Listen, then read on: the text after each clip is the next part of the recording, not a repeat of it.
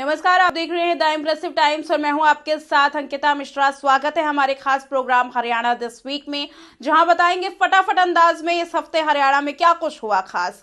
चलिए सबसे पहली रिपोर्ट की ओर आगे बढ़ते हैं। ओलंपिक के बारे में अपडेट दे देते हैं, जहां पर एक और नीरज चोपड़ा ने सिल्वर पदक हासिल किया है भाला फेंक प्रतियोगिता में, तो वहीं दूसरी ओर विनेश फोगाट को लेकर सिल्वर मेडल की आस भी लगी हुई है।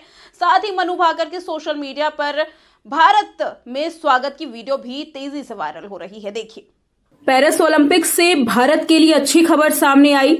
पुरुष भाला फेंक के फाइनल में नीरज चोपड़ा ने 89.45 मीटर करते हुए सिल्वर मेडल जीता।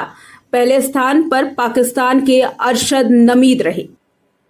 पेरिस ओलंपिक में विनेश फोगाट को 100 ग्राम वजन ज्यादा होने की वजह से अयोग्य घोषित कर दिया गया। हालांकि इसके खिलाफ याचिका पर सुनवाई CAS करने वाला है। सुनवाई बहरहाल ओलंपिक खत्म होने तक के लिए टाल दी गई है। CAS का कहना है कि हम विनेश के केस में प्रक्रिया तेजी से कर रहे हैं, लेकिन उनकी अपील को 1 घंटे में सुनकर फैसला नहीं सुनाया जा सकता। इस मामले में पहले यूनाइटेड वर्ल्ड रेसलिंग का पक्ष भी जानना जरूरी होगा। फैसला डॉक्टर एनाबेल बेटन को करना है। सभी पार्टियों के साथ मीटिंग करने के बाद उम्मीद है कि ओलंपिक खत्म होने से पहले फैसला सुना दिया जाएगा।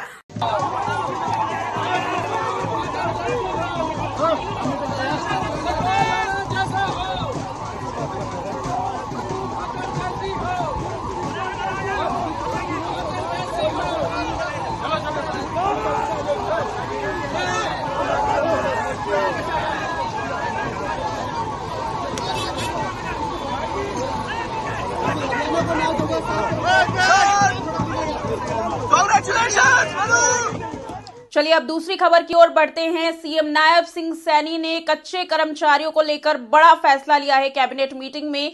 साथ ही बोनस की भी बात कही है। देखिए कि प्रदेश के विभिन्न विभागों में कार्यरत सभी अनुबंधित कर्मचारियों सहित हरियाणा कौशल रोजगार निगम के तहत कार्यरत सभी अनुबंधित कर्मचारियों की सेवाएं सेवानिवृत्ति के अवधि तक सुरक्षित करने का, चाहे वो आउटसोर्सिंग है और चाहे वो HKRN के माध्यम से है, ऐसे सब कर्मचारियों को जिसका हरियाणा प्रदेश के अंदर लगभग 1,20,000 कर्मचारियों को सुरक्षित करने का निर्णय आज एक एक्ट के माध्यम से हमारी कैबिनेट ने लिया है। मैं हरियाणा प्रदेश के सभी आदरणीय किसानों को ये अपील करना चाहूंगा कि वो 15 अगस्त तक वो अपने फसल का जो भी उन्होंने फसल जहां पर बोई है या खड़ी है उसका रजिस्ट्रेशन करा दें। अगर मेरा किसान 1 एकड़ या उससे कम की जमीन उसके पास है, उसको भी हम 2,000 रुपए देने का काम बोनस के रूप में करेंगे। किसान भाइयों से आज अपील करना चाहूंगा हरियाणा प्रदेश के कि मेरी फसल मेरा ब्यौरा पोर्टल के ऊपर वो अपनी अपनी फसल का रजिस्ट्रेशन पंजीकरण करा लें, ताकि उनके खाते के अंदर हम ये राशि भेज सकें। चलिए अब आगे बढ़ते हैं तीसरी खबर की ओर। सीएम नायब सिंह सैनी ने हरियाणा में किसानों की सारी फसलें MSP पे लेने की घोषणा की है और इसके साथ ही हरियाणा पहला राज्य भी बन गया है जहां किसानों की फसलें MSP पर ली जाएंगी। लेकिन इसी फैसले पर कंट्रोवर्सी भी जारी है। मैंने बात की राजनीतिक विश्लेषक और सीनियर जर्नलिस्ट नवीन धमीजा से। जानते हैं कि आखिर MSP पर उनका क्या कहना है। आज जब हरियाणा का चुनाव नजदीक आ गया है, हरियाणा सरकार ने कहा कि हम किसानों की फसलें MSP पर लेंगे। आप ये देखिए, लगभग 1.5 महीने बाद हरियाणा के चुनाव घोषित होने वाले हैं। सितंबर के मिड में हरियाणा के चुनाव घोषित हो जाएंगे। 1.5 महीने से भी कम का समय बचा है। इस 1.5 महीने में कोई ऐसी फसल नहीं जो किसान तैयार कर दे और वो बिकने के लिए मार्केट में आए, तो उस MSP का क्या लाभ होगा। चलिए ये तो रही MSP की बात। अब आगे बढ़ते हैं। हरियाणा मांगे हिसाब पद यात्रा को लेकर के कांग्रेस काफी ज्यादा ये चर्चाओं में है। हाल में ही फरीदाबाद के बल्लभगढ़ में दीपेंद्र हुड्डा आए, जहां पद यात्रा उन्होंने की। क्या कुछ कहा, देखिए।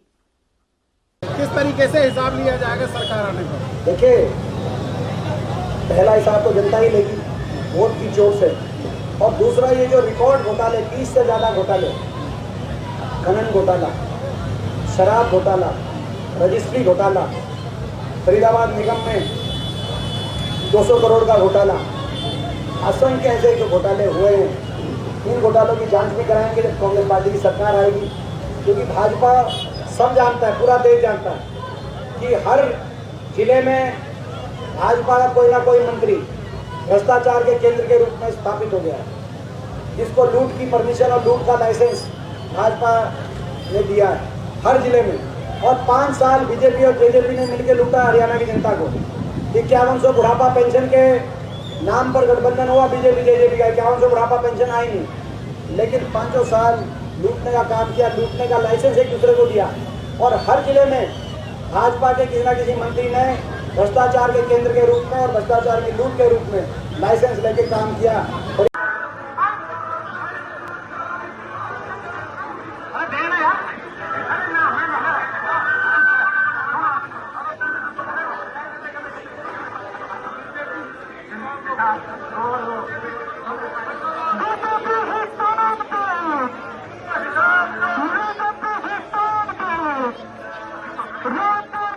चलिए अब सुहाग के त्योहार तीज की ओर बढ़ते हैं, क्योंकि भाजपा नेता अजय गौड़ ने फरीदाबाद में तीज महोत्सव का आयोजन करवाया, जहां मैथिली ठाकुर ने अपने संगीत से रंगारंग समा बांध दिया।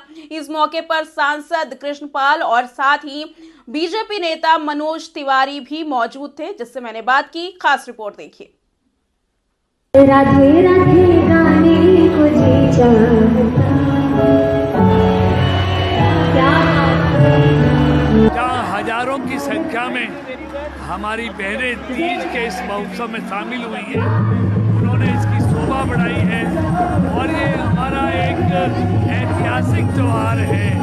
बहनों के लिए खुशियाँ लेके आते हैं और भाई बहन के घर पर तीज लेके जाता है, तो आज ये ऐसा ऐतिहासिक त्योहार है, यहाँ पर आयोजन हुआ है। मैं अपनी तमाम बहनों को हार्दिक बधाई और शुभकामनाएं देता हूँ इस तीज महोत्सव की। बधाई। फरीदाबाद में आके कैसा लगा था रहोगे? बहुत बढ़िया लगा था और हम बड़ा खुश बानी। जितना तीज त्योहार मनाए वाले लोग बा, दीदी बहन लोग के सबके बहुत शुभकामना देता नहीं, बधाई देता। विधानसभा नजदीक बा, ऐसे में फरीदाबाद के का कहल जाता नहीं? फरीदाबाद हरियाणा के श्रृंगार तो बटल ही बा, लेकिन मिनी इंडिया है। यहाँ देश के हर कोना से लोग रहेला और हमरो गांव के भी बहुत लोग बाटे यहाँ। सबका के तीज के। चलिए अब हरियाणा महिला आयोग की चेयरमैन रेणु भाटिया की रिपोर्ट की ओर ले जाते हैं, जहां पर उन्होंने बीते दिन बताया कि कैसे वो महिलाओं को अवेयर करती हैं और महिलाओं के लिए हमेशा खड़ी रहती हैं उनके न्याय के लिए। सुनिए। साइबर क्राइम के ऊपर बहुत ज़्यादा फोकस्ड हैं इन दिनों में। हम लोग ह्यूमन ट्रैफिकिंग पे फोकस्ड हैं, हम लोग पॉश पर फोकस्ड हैं, पॉक्सो पर हैं, इस तरह के हर उस क्राइम पर फोकस्ड हैं जो महिलाओं को गलत। अगर पुरुष अपनी मानसिकता ठीक कर दे तो कोई भी प्रॉब्लम नहीं होगी, बल्कि महिला आयोग की भी आवश्यकता नहीं। तो चलिए अब सरकार की आंखें खोलती हुई और उनकी पोल पट्टी खोलती हुई फरीदाबाद की इस रिपोर्ट पर आगे बढ़ते हैं, जहां फरीदाबाद का हाल बेहाल हो चुका है और स्मार्ट सिटी कहे जाने वाले शहर में स्मार्टनेस दूर दूर तक कहीं नजर नहीं आ रही है। देखिए इस वीडियो में। और फरीदाबाद में मौजूद हूँ और आपको क्वेश्चन जरूर सोच रहे होंगे कि फरीदाबाद की स्मार्ट सिटी का कैसे हुआ हाल बेहाल। आपको बता दूं कि आज मैं मेट्रो स्टेशन पे खड़ी हूँ और अपने कैमरामैन से अनुरोध करूंगी कि ये बाहर का दृश्य दिखाएं। यहाँ पे कितनी गंदगी है, ये या प्रशासन की गलती है या लोगों की। अब तो ये कुछ समझने वाली बात लग नहीं रही है, क्योंकि चुन लिया बेटा, जा के भी देख लिया, कोई कहना नहीं मानता किसी को, कोई कहना नहीं मानता। गटर भर जाते हैं, सीवर भर जाता है, गंदगी होती है, लोग बाग मोहल्ले पड़ोस के इकट्ठे होके पैसे देते हैं, 100 रुपये मिला के 2-3 हज़ार रुपये इकट्ठे करके जब सीवर साफ करवाते हैं, इतना गंदगी घर में दरवाजे में घुस जाती है। हर 15 दिन में यही हाल होता है हम लोग। हर यहाँ पे ये जी सालों साल है जी, बचपन गुजर गया, ये पूरा गंदगी गुजर गया जी रहते रहते। अच्छा, आप सरकार चुनते हैं, अभी विधानसभा चुनाव आने वाले हैं, इतनी गंदगी है, एमएलए साहब आपके घर आएंगे तो बोलते हैं कि जाओ जी कोई करता नहीं है जी जीतने के बाद। ओल्ड अंडरपास के पास मौजूद हूँ। ये आपने पीछे देख सकते हैं ओल्ड का जो अंडरपास है। फिलहाल बरसात का मौसम है और इस मौसम में ओल्ड अंडरपास की जो स्थिति है वो बद से बदतर हो जाती है। बारिश से पहले की स्थिति को हम दिखा रहे हैं यहाँ पर कि बारिश से पहले की जो स्थिति है वो क्या है। देखिए ओल्ड अंडरपास की जो स्थिति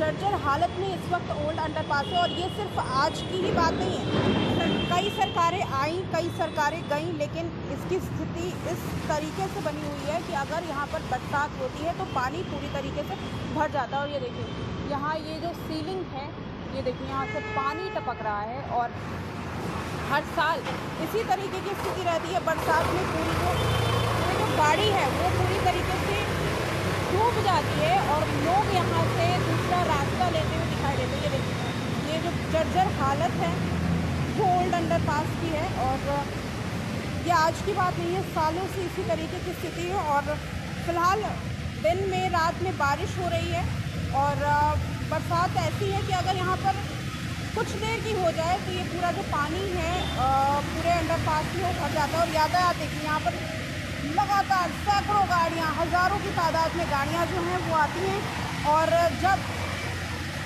बारिश हो जाती है तो इन गाड़ियों को अपना रूट चेंज करना पड़ता है। हरियाणा में सुहावना हुआ मौसम, रिमझिम बारिश के साथ देख सकते हैं मेरे पीछे कैसे बरसात हो रही है, हाथों में छतरी है और आगे आने वाले टाइम में भी इसी तरीके से बारिश के पूर्वानुमान लगाए जा चुके हैं। मौसम विभाग ने पहले ही हरियाणा के कुछ जिलों में येलो अलर्ट जारी कर दिया था और अब किन जगहों पर बारिश की संभावना है उसके लिए देखिए हमारी एक खास रिपोर्ट। हरियाणा के 9 जिलों में मौसम विभाग ने बारिश का येलो अलर्ट जारी किया है। इसमें मुख्य रूप से महेंद्रगढ़, रेवाड़ी, झज्जर, गुरुग्राम, मेवात, पलवल, फरीदाबाद, यमुनानगर, पंचकुला शामिल है। मौसम विभाग के अनुसार हिसार के अलावा भिवानी, पानीपत, झज्जर, जींद, बहादुरगढ़ में बारिश हुई और तापमान में गिरावट भी आई। इस बार मौसम विभाग के सारे अनुमान ठीक साबित हो रहे हैं, जो कि फसलों के लिए भी अच्छी खबर है। इससे किसानों को लाभ भी मिलेगा। हालांकि कई शहरों में जल भराव की स्थिति भी पैदा हो रही है, जिससे आमजन को परेशानी का सामना करना पड़ रहा है। हालांकि मौसम में गिरावट की वजह से जनता काफी खुश भी है। तो ये थी हरियाणा दिस वीक की हमारी खास रिपोर्ट, जहां आपने जाना कि इस हफ्ते हरियाणा में क्या कुछ हुआ।